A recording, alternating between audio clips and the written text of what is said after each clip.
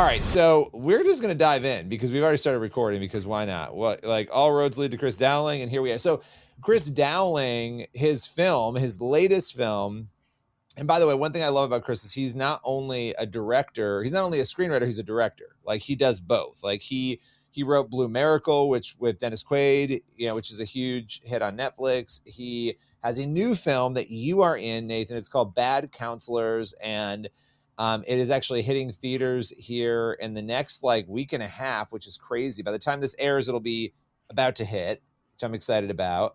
And okay, Bad Counselors is a comedy. Tell us, for those who don't know, tell us a little bit about it because you are in it, and we'll get into your whole testimony and your history. But let's start with the movie because I want to plug it for Chris. Yes, of course. Bad Counselors comes out July 22nd in theaters. So make sure you get your tickets now because it's through Fandango. So there's limited seating. So please buy those tickets ASAP Rocky. You are not going to regret it. It is a good, solid PG-13. So it's a little edge, not a crazy sharp edge, but it's a little edge. There's, red Solo cups. So that means it's a PG-13. Okay, we're almost there. I was going to say, didn't the red Solo cups is what landed it as a PG-13 movie? I'm pretty sure there's, other than maybe some very vague, slight blink and you'll miss innuendo that's one or two, really fast, rapid speed. But I'm pretty sure it's the drinking out of a red Solo cup. Not even know what it is. I mean, it could be water for all we know. Kool-Aid. It could be anything. It could be Kool-Aid. There's always tea in mine, so. It could be tea. Yeah, exactly. No, but unsweetened tea that he puts Splenda in. You need to, or not Splenda, but Sweet and Low. You need to know this. It's not. Yeah. Anyway. So Bad Counselors is a super fun, and I'm saying that specifically first because at the end of the day, with the type of movies that I know Dowling wants to do, and me as well, and everyone on the team is, yes, it has its faith-based element to it. It definitely has its leaning, its messaging. It doesn't hit you over the head, and it's not the ultimate goal. The ultimate goal is to entertain, and I think that's what Bad Counselors does really well. It's funny. You root for the main characters. You cheer during the highs and lows, and it's just a good popcorn cinema flick. And then also there's this little sprinkle of Jesus in there. You can never go wrong with that. It's awesome. Yeah, I know. I love that. I love that little sprinkle of Jesus. And okay, so the thing about you and I have been texting and for a while, and we've been trying to get you on the show, and I've driven you crazy with scheduling, but yeah, here we are. We have made it happen. I said I wasn't going to shave until we actually recorded this, and I might be waiting even a little longer to actually have a beard, but. I was going to say, you should at this point look like, one of the Robertsons from Duck Dynasty at this point. Exactly. But, my son is going to have a beard before me, and I don't even have a kid. Okay, so what I was checked up to be, man. Trust me. Yeah, I mean, you're rocking it though. Some people rock it, and you definitely rock it, Dalton. I just can't help it. If I shave it, it's back. You sneeze and a beard happens. I just sneezed, and yeah, here we are. Here we are. Sorry, I'm distracted. He muted to sneeze. You should just let us hear your sneeze, Dalton. It's actually a very weak sneeze. I didn't know how many times I was going to sneeze. Is why I muted it. Yeah, it looked like 3 from what I could tell. Hey, I'm Billy Hallowell, and I have something to tell you. This is really, really important. It's about Christian Solidarity International, which is an organization that I absolutely love. Now, as hard as it might be for us to comprehend here in America, but there are people in other parts of the world, all over the world, whose very lives are being threatened simply because they believe in Jesus. In fact, people are being enslaved, very literally, for their faith. Some of these people have been detained for 25 or even 30 years. Now, if you've been listening to me for any period of time, you know that I am passionate about the work that Christian Solidarity International does. This is work to help the persecuted church all over the world. There are hundreds of thousands of people who are persecuted and enslaved in the Middle East alone. The headlines right now are obviously very focused on the Middle East, and so that's why I want to talk about this today. Now, together we can very literally, and this is amazing, buy their freedom and save the lives of some precious brothers and sisters in Christ right now. We can do that right now, giving them the joy and the hope that we celebrate here in America so freely. For only $250, you can provide life-saving aid. You can actually buy a believer's freedom and provide them with what they need: food, a goat, other necessary goods for their very survival. Now, these are brothers and sisters in Christ enslaved and fearing for their lives, they need us. Now, let's get back to the $250. Maybe you can give more, maybe you can give even a portion, but every single gift helps. You can actually go right now to www.csi-usa.org, and you can do what you can right there to help. You'll see my picture when you scroll down. Click on that where it says give, and give whatever you can. That's www.csi-usa.org. Thank you so much. All right. So the thing about your trajectory, Nathan, that's really interesting is that you weren't a believer when you were in the industry as a kid, right? I mean, you've done a ton of films. We could talk about the films you've done. When did you become a Christian? Like, when did that happen? So I knew how to act like a Christian. My parents raised me in a Lutheran church, and I got confirmed. I got baptized when I was a baby. I did all the things, but it was my mom's belief. Like, I had secondhand revelation in a way where I'm like, I'm going to keep it at like a COVID 6-foot distance where you have your own thing, I'll have my own thing. And then once I move out at 18, obviously the age where you know everything, all. Yeah. I am going to start doing my own thing. I'll respect my parents because even before I was saved, I have the best parents in the industry. They're awesome from day one, and my mom has been interceding me from day one, especially when it comes to this industry. So I respected them, respected their beliefs. But once I turned 18, I moved out. I moved to Hollywood, and I'm like, it's time to do my own thing. And plot twist, that did not go well at all. That was a big whoopsie, and I learned the hard way that when you go outside of the will of God and you kind of do your own thing, things like don't go well. What a weird idea that is. So yeah, most of my career from age 7, which is weird. I wasn't born in China, so like I'm not actually working the mines. We might need to cut that joke. I don't know. But I was working at age 7 and had a really weird career. It's almost like the reverse acting career where I had I'm very fortunate and blessed to say a lot of success right at the beginning from like age 7 to 19. And then almost killed myself because I was so sad, living by myself, depressed. And I was. And this is when you were living on your own. This is when you were doing on my your own own in thing, Santa Clarita, getting assaulted by homeless guys, living with my dog, like the whole shebang. I got locked out of my place. It was the worst season of my life. And I'm thinking, you know what? I had a good run, 19 years, not bad. So I think it's time to it's closing time. So I had my whole situation planned in the tub, and my dog came in and like put his paw. I'm not even kidding when I say this. Put his paw on my hand in the tub, and he hated water. So I'm like, all right, I'll go one more day. I will go one more day taking care of Nick, my dog.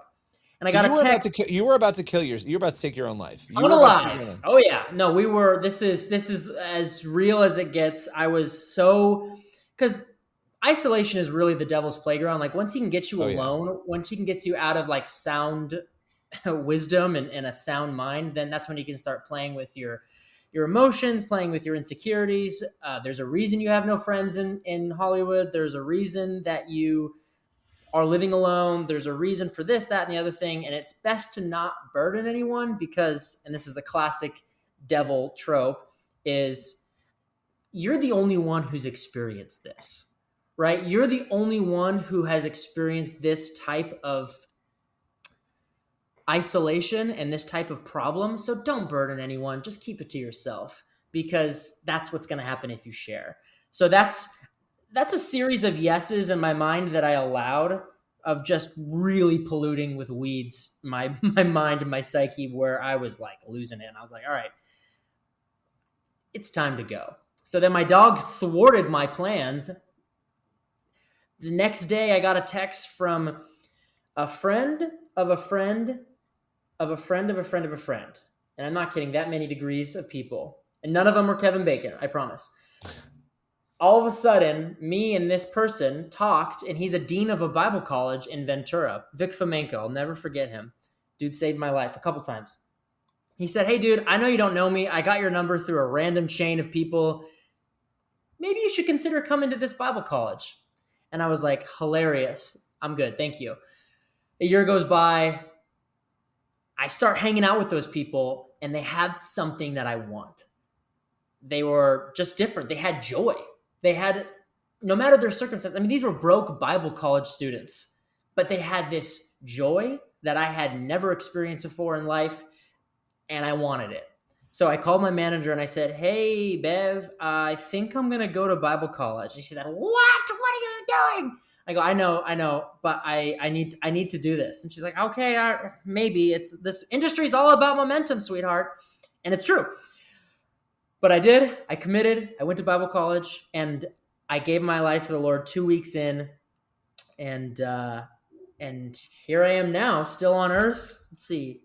That was 2017, so it was almost 10 years ago, and my life is forever changed. And after that, I had not acted at all for 7 years. And I use this line all the time because it's so true. At first, I was zealous, and I was like, I don't, that's Sodom and Gomorrah. Hollywood, yucky. Like, you're nasty. not going back. No way. I will not be turning around and turn into a pillar of salt. No way. That's not happening here. And then all of a sudden, my heart started to get really soft towards people, because I was like, man, I was one of those people. Those people need to hear like the gospel. If I'm actually supposed to live out the Great Commission, what better mission field than a place that I'm pretty well acclimated in? So then after a couple of years, I'm like, all right, I want to go back into the industry. I want to start acting again. I want to start being a light in different places. Nothing. Barren wasteland, desert. And it's because the Lord was like purging Egypt out of my heart in a way where a lot of my identity was in me being a successful actor. Because I had a ton of success at the beginning of my career. And I was Nathan the actor. That's how I viewed myself. I'm Nathan the actor. And then when I wasn't acting, I was Nathan the failed actor, right? So I had a lot of my identity in that. And the Lord just had to peel back that layer of like, hey, that is actually not you at all. You're Nathan, my chosen kid. Like I've called you to a higher standard. I've called you to live with a kingdom mindset. And it took 2023, so about 6 years from giving my life to the Lord till then, to be like, you know what? If I never act again, peace, had a good career, so much fun. Got to take a couple pictures with Morgan Freeman. That's cool. If God calls me to something else, awesome. He must have something better for me. And then a week later, I booked the movie with Jen Gotzon called Miracle on the Precipice. I'm like the main character, and I was all of a sudden. Then the next year, I booked Bad Counselors, and that's another movie that I'm super duper proud of. Working with Chris Dowling and all these amazing Christ-following people, and I'm just like weeping on set every day because I can't believe it. My dream of being a light on set is happening, you know, and I just couldn't believe it. I couldn't believe it, and I'm so grateful, and I want to continue to do that. Like that's my goal. That's my dream, and that's what I feel like I'm called to do. Yeah, That was a long answer. I had I'm just taking it in. I'm taking it in because there's a lot there. Well done, Pack. Yeah, it is wild. Like the friend of a friend of a friend of a friend. Like it just so happened to, like at that perfect time. That's crazy. Yeah. There's a verse in Esther that says, "And it just so happens," or something like that. And it just so happened where, you know, God is not mentioned in Esther once. And yet that just so happened basically means he was there the whole time. I love that book, by the way. That is one of the most good. Such a good book. Absolutely slept on it. I cannot wait. We're doing Bible in a year, and Dalton's doing it too. And like, I cannot wait to dig into the book of Esther. Awesome. Such a good one. Yeah. I mean, I guess like hearing that, because there's a lot of people who might have been in that place, or maybe they're in that place now where they're like feeling like they want to end it all. Right. And that, like what you were just saying, Dalton, like what are the odds that this guy reaches out to you the next day? This is where God is. Like, this is where, but I think you hit something else. And I don't know, like, if you want to share your perspective on this, Dalton, but like identity, it's such a hard thing when you're in an industry where what you do, whether it's, I mean, I've worked in media for years, right? Like whether it's entertainment or media, you're judged based on what you do, your performance, Yeah. and your identity becomes tied up in every piece of that. So it's like I mean, look, I'm older than you guys. I'm 42, and like I still struggle with that at moments where I have to pull myself back and be like, wait, that doesn't really matter, right? Like that actually isn't a thing. That doesn't matter. The mission is what matters, right? And I've gotten much better at this, but I think you can really, I see how people, their entire lives are destroyed. And like a lot of people look at Hollywood or they look at people in media and they're like, well, how did that person end up like that? And it's like what you're describing is exactly how you end up like that, because you're just in this hamster wheel. I don't know. I'll let you guys take it from there, but like it's crazy. Yeah, I mean, it's kind of what you were saying about being like you didn't want to turn back and be turned into a pillar of salt, but then you were like, I need to be that person in the industry that can reach out to these people. And that kind of reminded me, and my story's long of why I wanted to be an actor, but it was for that reason, that exact reason. And it's kind of, I don't know if it's been it's not like personally been like prophesied over me, but I've been in places at like the perfect times where it's spoke directly to me for that reason. And so yeah, that's just, I definitely think it is. There's only, I mean, more people are now getting in there, more bold in their faith in Hollywood, or definitely just not afraid to. Or people that were Christians are now realizing, I guess, I don't know if popular is the word, but it's No, I think it is. I think you hit the nail on the head. There yeah, was a fear. but yeah, there was a fear, and now that it's popular and people are actually more receptive to it, they're coming out of the woodworks to say that they're Christian, but people that are genuinely Christian like you, I don't know 100%. I would say my hero Chris Pratt is because he's always standing up for Jesus all the time. But more Yeah. people like that like really need to. And I mean, he said he will sacrifice and lose everything. He said, yeah, Yeah. and so, but there's not a Yeah. lot of people that do that. There's not many people that actually would do that. But You you said know, that as well, though. You was like, if I don't ever land another job, then so I've what I've noticed too is I read somewhere, and I could be totally wrong on this, so we can fact check live if we want to. But I read somewhere that normally for people who weren't raised in the faith, it traditionally takes about seven, on average, 7 times to hear some kind of utterance of the gospel or some sort of mention of Jesus for it to really sink in, where they go, or they're ready to be open to it. And I think when I had that perspective of I'm gung ho, I'm going to save people for Christ, which is awesome. It's a little, what I think it does is I think it muddies the importance of just loving on people, because you might not be the seventh person. Like you could be that seventh person who mentions Jesus and loves on them, and you can lead them through the sinner's prayer and then they get baptized. Great. That's awesome. That's incredible.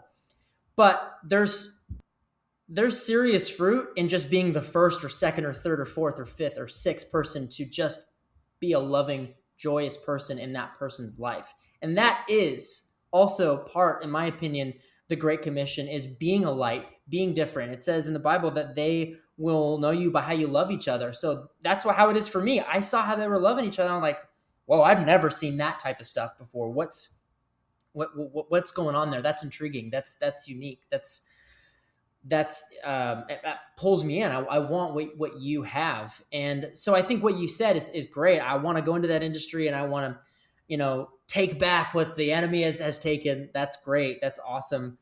And I also think that just genuinely loving on people and learning their names on set and asking how their kids doing, that sort of stuff too, is adding a little bit to this dynamic between them, where you could offer to, pray with Yeah. them and, yeah, and interact with them. Like that stuff is so valuable too. And I learned that a lot on Bad Counselors. I had a lot of really cool moments of praying for people on set that I didn't even like force. I didn't even like try to like I'm going to do that. Cause I think I did that on the set before where I'm like, all right, who needs to hear it? It was like scouting out, oh, that person looks real lost.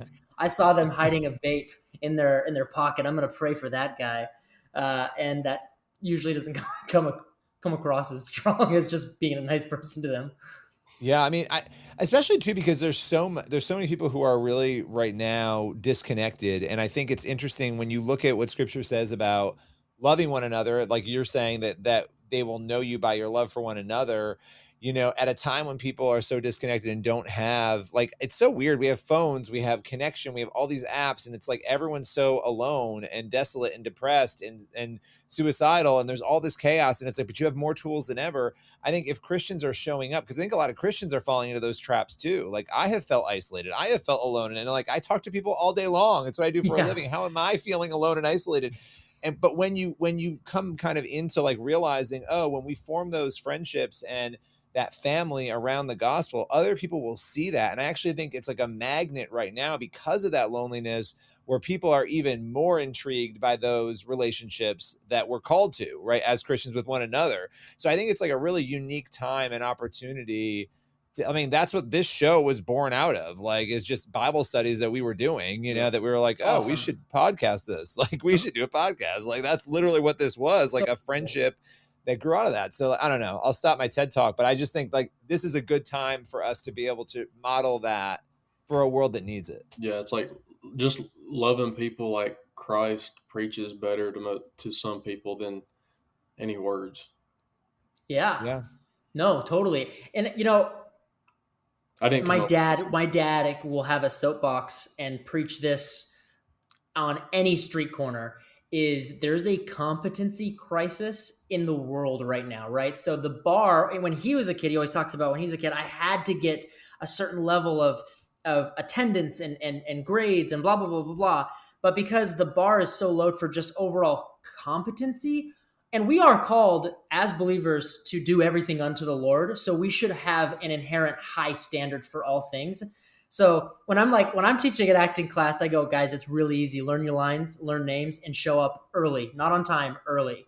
And you might think, okay, those are just basic things. Those are basic principles. I believe those are godly principles because the world really doesn't promote that. And the bar is so low where you will stand out even more than normal if you just be genuine, learn names, learn your lines, show up early.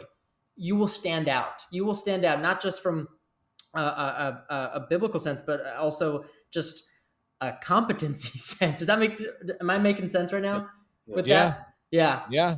No, I mean, no matter what your industry is, like this is what you should do. Like, because I also think that like a lot of us are not living life, like whatever we're doing, whatever job you have, you're supposed to do it as a Christian. Like, it doesn't matter what you're doing. It doesn't matter whether you're the president of the United States or pumping gas or doing whatever you're doing, like whatever job you're doing, I don't think we think that way. I think, we just don't. We think like, oh, like I've just got to show up and do this. Like we resent the job, but like whatever we have is what God has put in front of us and we need to do it for him. Yeah. And so I don't know. I just think like I'm convicted thinking about that because I often forget, and it's so easy to forget our mission as Christians in general. Yeah, no, totally. I mean, when I wasn't acting, and I'm actually writing now. I wrote a script with Dexter Maslin, who wrote Bad Counselors, was one of the writers on Bad Counselors. We're writing Loam Entertainment's one of their next projects. So that's what I've been doing the last year. But when I wasn't acting and writing, I was a waiter at bar mitzvahs. I was a trivia host at a brewery locally in Ventura. I worked landscaping. I did drywall. I wrote for a local newspaper. I helped out with an escape room. I worked at 7 different schools in the public school area in the Oxnard School District. I did everything. And the days that I loved the most were the days that I remembered the principle that we're talking about. Like as I'm doing drywall, I'm thinking, you know what? I'm going to do this drywall like Jesus is my foreman and he's watching me. And the days that sucked is the days I was watching the clock and can't wait for Friday. Those are the days that were just nails on a chalkboard. So you're right. It can be easy to kind of fall into just the mundanity of certain things. But once you have that perspective of, no, I'm going to give this my all, not so I can get a promotion, which by the way, inevitably happens when you do that, but because Jesus is watching and I'm an ambassador of Christ. I have a billboard on my chest that says, "Hi, I know Jesus. Would you like to talk about him?" Like that's how we should be. And easier said than done. Yes. No, it is. I mean, look, it is easier said than done. Was it hard for you going from acting as a child star, moving into your teens at almost 20, and then you go through this dark period? Was it tough to like leave that world behind and do those other jobs? Like, what was that like for you to kind of, it's a very different world. I think it was initially, it is a very different world, but this is why community, church community, godly people who raise you to a higher standard, mentors in your life is so vital, because no matter, you could be Billy Graham, you could be, rocking and rolling for a long time. If you're not surrounding yourself with people who are calling you higher, you're either getting better or you're getting worse. There's rarely plateauing when it comes to stuff like that. And I was very fortunate to be plugged into a church, City Church, California in Ventura, where I had mentors who were constantly checking up. They were on my butt at times when it comes to, I said I wasn't acting, I'm getting no audition. They're like, okay, you can DoorDash, can't you? I go, yeah, you're right. I can DoorDash, and I'm going to do it unto the Lord. And then friends too, also calling me higher and instilling like, hey, we don't love you because you're an actor. We love you because you're you. And that's why you're a part of this group and this community.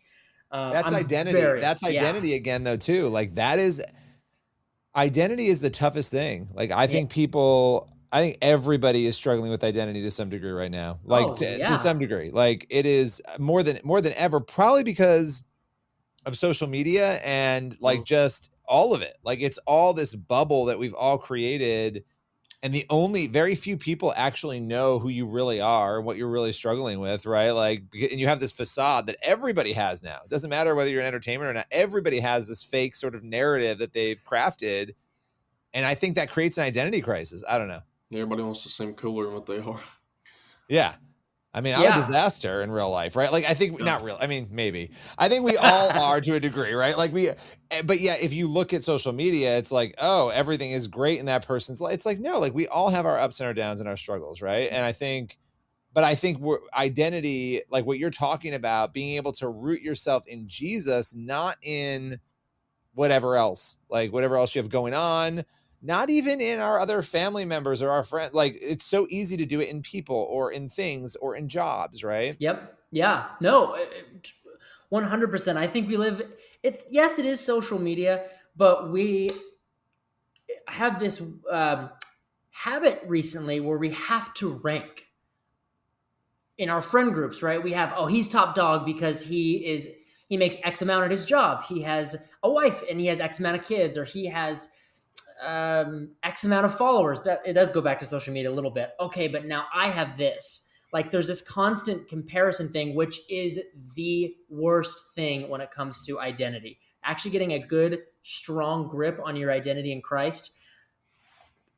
If you have a comparison problem, that is not only a slippery slope, that's a slippery cliff. Like that's rough. That's a rough place to be. And I've been in there. I've been in seasons like that. And I can be so easily tempted if I'm not having that daily time with the Lord, if I'm not knowing full well in my head and my heart where I am, where my place is in this world, what I'm called to do. Like that could be, you can regress pretty quickly in a series of yeses in your head that lead to that. Mm-hmm. Yeah. Yeah. I mean, just like I'm thinking as you're saying this, when I look at the posture that I have tried to have, and I'm not perfect at this, but I really actually have loved this, is like I've had a lot of friends who, and look, sometimes there are people who work really hard and they they claw their way to the top and you're like, wow, I really loved watching that. Other times people just stumble into the success and you're like, but I think doesn't matter how they got there, being really happy for people's success and letting them know that and actually really being happy for it. Like, Yeah. I mean, there have been times where you could easily be like, well, and I think the human nature thing is be like, well, I should have that, or I should have, oh my gosh, how Yes. did that person get that show or that thing or Yes. that whatever, you know? And honestly, like I'm 100% good with like, you know what, that is amazing. As long as it's something that's God honoring or isn't awful, it's like, I'm really glad that they got that and I'm really happy for them. And Right. that took a really long, that took me 38 years of my life probably to get to a place where I could actually honestly say that that was something for me that I was able to do. Yeah. Do Yeah, you I think, don't know. question for you, do you think that it's on a practical level?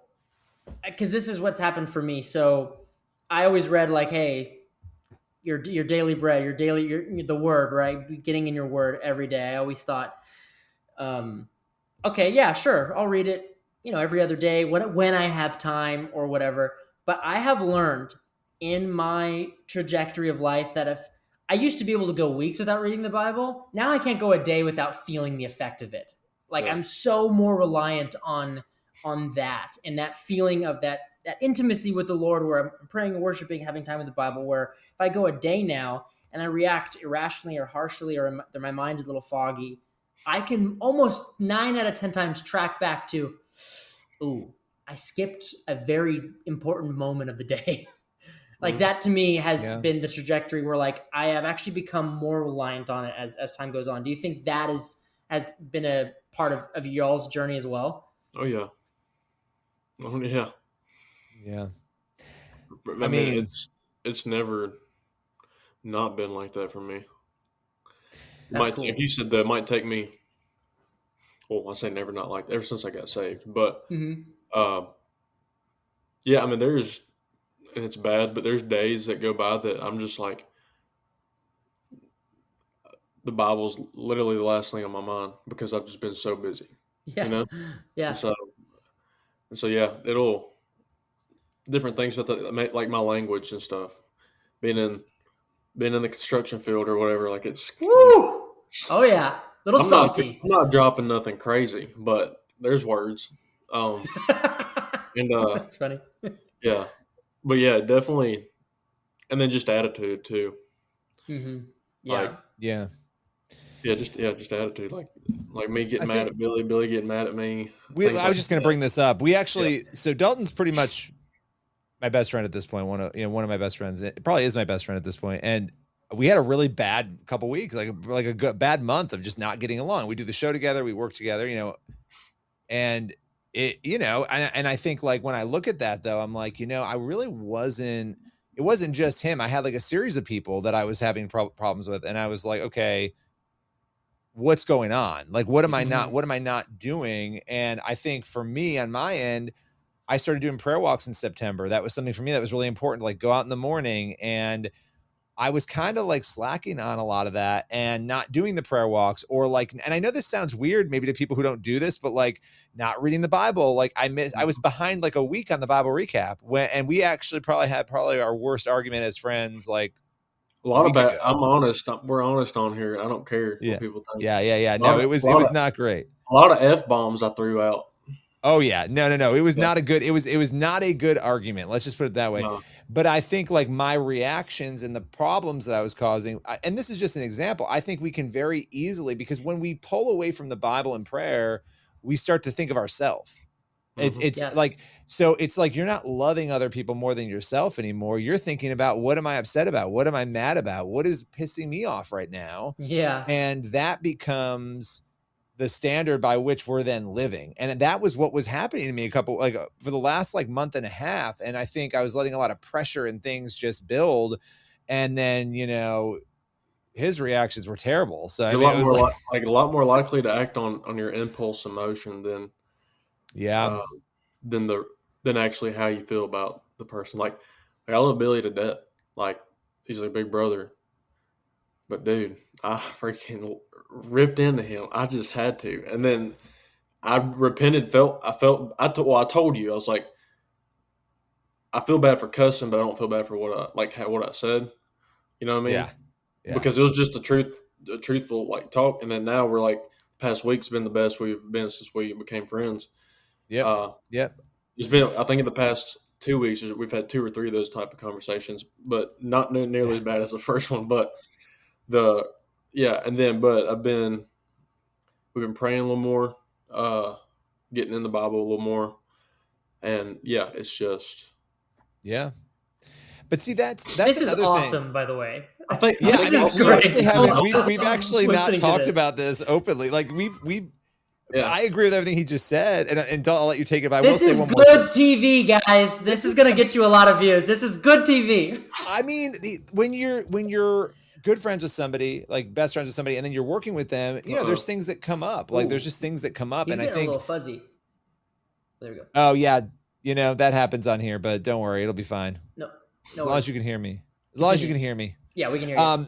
Yeah. So, I think that this is actually important for Christians too. When we have problems with each other, I think we sometimes think we can't address them because it's like, oh, if we address them, we're doing the wrong thing or we're like causing a problem. And I think it's better to address them and work through them. And like you have a choice to make, right? Like, are you gonna work through it like what the Bible tells us to do, which is like work through it? And I'm not saying we did that the right way and how we handled it in the moment, but I do think in the end we did. And like that's just an encouragement. If you're having a problem with a friend, and we weren't even planning on talking about this, but like you should work it out and deal with it. You know? He's loving it.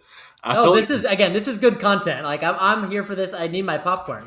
This is good TV. It's like I feel like that, even though it was very, like I said, the cussing was wrong, but I feel like those on your part for conversations, sure. yeah, I feel like those conversations had to be had. Yeah. Like I say all the time, everything happens the way it's supposed to happen. And God did not approve of that, but the conversation had to be had.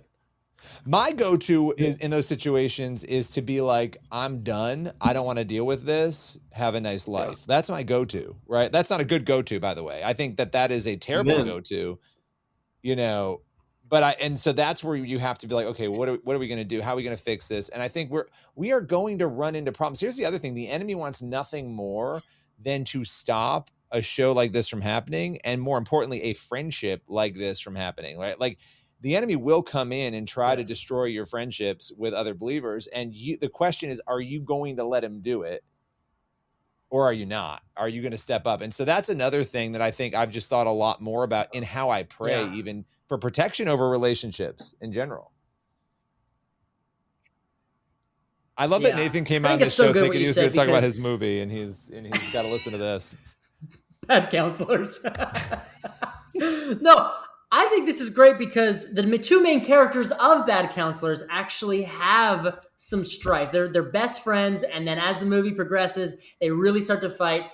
And what they don't do is they don't assume the best in the other person. And I think that's kind of what I'm seeing with this situation is when you keep your feelings about whatever problem you guys had to yourselves, your headcanon of that person, it's like you're fighting with them in your head. And you're like, oh, I bet they would say that too. How dare they say that? Instead of actually talking to them, you're filling in the gap incorrectly with assuming how they're going to react or respond or do whatever. I do that with my wife sometimes when we're butting heads, and I'll walk away. Oh yeah, I do that with my wife too. That's a whole other thing. She's gonna think this.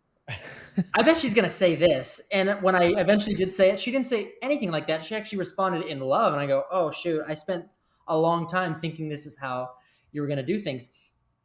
Back to Bad Counselors, because Dowling, I think, is going to send us a very unhappy letter if we don't do one more. I hope he does. I want to hash it out with Dowling next. I mean, while we're on the topic, we might as well. I gotta. Yeah, exactly. There we go.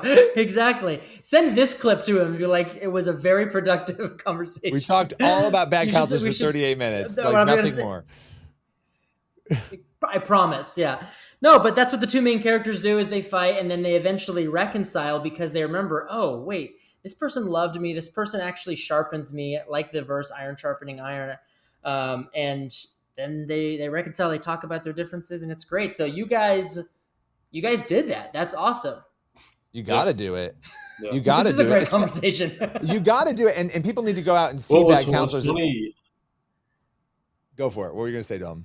July 22nd. Yeah. So one funny thing too that made it better was after we got into a better spot. I was lying about something for a period. I ain't gonna go to what it was, but he called me on it, asked me on it, and then I was just like truthful, and then and he didn't expect me to be truthful immediately, and I was like, yeah, I did, yeah. I mean, and just even at that, I was so calm and well, for one, it was a period of time I was like lying about something. I mean, a lie is a lie, but it was not like it was a lie that was gonna destroy anything, but it was It was a still a stupid lie that was lie, but just you know that it was almost makes it continuously worse. A going, stupid, and so right. yeah, like it is. But the thing is like I immediately was like, all right, he asked me about it.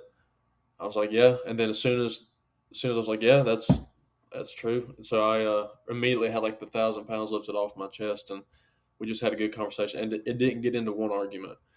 And I was like, this is exactly what the devil hates right here. He thought that everything else, he thought it was going to be another conversation like we had, like you know, the f this, f that, whatever. But no, it was. I was like, yeah, I went up to it. Yeah. Yeah. This is beautiful, guys. This is great. Yeah. And you know, in that moment, That's too, awesome. you have to measure a friend based on. I think this is actually really important. You have to measure a friend based on what they've done in the totality of a friendship. In a moment like that, it's very easy to be like, that person lied, even if it's a stupid lie. I'm not going to trust that person again. Like, I don't trust that person at all. And that I did not feel like, as I prayed about it, I was like, that's not what's going on here. What's going on here is like, actually, sometimes you lie based on how people are going to react to things too. And that doesn't make it right. But you have to pull, my point is you have to pull back and be like, you know what? I'm going to actually respond to this in a loving way and be forgiving and not hold that record against, because there's a history of things that do not paint this person out to be a liar, right?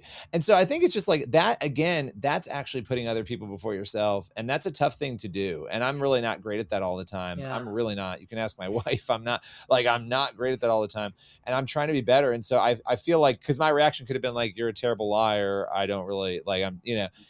And we have to, when it comes to these things, like pull back and pray before you react to a friend or to a loved one who's done something, you know, which it sounds like the characters in Bad Counselors did that very well. And I do want to mention this because you mentioned the release date, and I want to it's July 22nd to the 27th only in theaters. So you want to get your tickets ASAP to go and see it ASAP. And people can go to badcounselors.com for that. But I love Yes, this. you can also go on Fandango as well to get tickets, and it's in most local, I think it's in like 1,000 different theaters around the country, so you should be able to find a spot. Nice. I love it. Well, any final words, Dalton, before we go? No, man, we covered a lot. Yeah, I'm gonna make a few words, but I got some good words. You do have some good words. And Nathan, we're gonna have you back again, actually, for like one of our Bible studies. We'd love to have you on. We do interviews, and then we do Bible studies. So we'd love to have you on to like do one of those with us in the near future. My age. Yeah. Yeah. Oh my gosh, I would be honored. That's one of my favorite things to do. I do Bible studies with my friends now, and we, even though we're not in person. I mean, I just moved to Texas, so a lot of my friends aren't in Texas. We still are able to do Bible studies via like Zoom and stuff. Awesome. I was going to ask where you live, because like I did go to your Instagram seeing you're in Norris Lake. Oh yeah, we were celebrating. We didn't have me and my wife, we eloped last year on August 1st. We did our government center ceremony, and then we did our Christ-centered ceremony with our pastors right afterwards on August 1st of last year. So we didn't do like bachelor party type stuff or bachelorette party stuff. So we are renewing our vows on August 1st this year on our 1-year anniversary with an actual ceremony with our friends, with our family. And her family wanted to throw like a co-ed bachelorette party on the lake. So that's why we were all hanging out together and stuff. And it was a lot of fun. Norris Lake rules. Yeah, that's cool. I love that. I love that. I was just curious to ask Billy. I was like, is he from Tennessee? No, we were just driving through. My wife is from Kentucky. Okay. Yeah. Okay. All right. Yeah. I love that. Yeah. Well, listen, we appreciate you coming on. The movie is Bad Counselors, and we hit on a lot We got in a lot So in 45 much. minutes. We really did. We really did. But appreciate you coming out and joining us. Yeah, there was no dead air at all. This podcast ruled from start to finish. It was awesome. I loved your guys' interaction too at the end. I felt honored to be a part of it. Yeah, well, it was just building up for you to explain those characters a little better.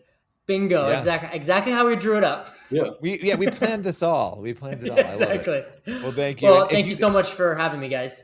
Yeah, no problem. And everybody who's listening, watching, make sure you are subscribed on all the podcast platforms, on YouTube and everywhere else. And we'll be back with another episode in the next couple of days.